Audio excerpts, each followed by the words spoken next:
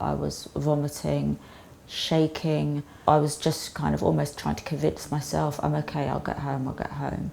My name's Lucy, I'm from London originally. I have 2 grown-up sons and I have a grandson, a new little baby, which is very lovely. I did actually used to live in Cairo for 5 or 6 years as a teacher in a British school, and did discover when I lived there some very beautiful beaches on the north coast, and I was quite excited to perhaps explore going there with my friend. Obviously, because I'd lived in Cairo, I was aware of the climate and the heat difference. I think you think I've been on hot countries before, I've got my Factor 50 on, I've got my sun hat, I'll be fine, I'll just jump in the sea.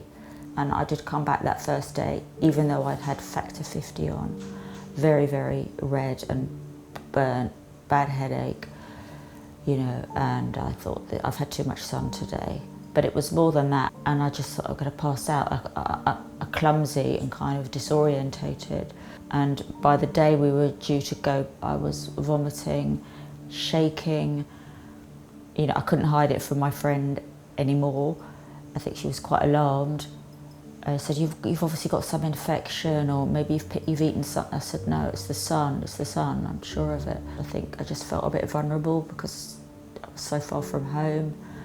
I didn't want to go to a doctor there because I thought, what if they put me into hospital and then I will miss my flight tomorrow? And so I was just kind of almost trying to convince myself, I'm okay, I'll get home, I'll get home. But the flight, I don't know how I made it looking back. Literally the minute I got home, I felt depleted. I couldn't see straight. I kept rubbing my eyes. I can't explain it. It's like I've been run over by a bus or something.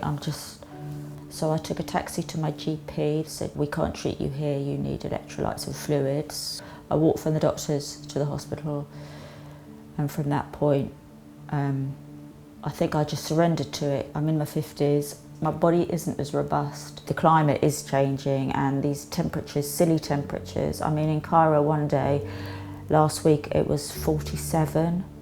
You know, when I lived there, which I came back in 2020, you know, I think the highest it ever got was about 40, so it's scary. If I can just save one person from having to go through what I'd been through, I would say, you know, people need to be aware that it does become dangerous.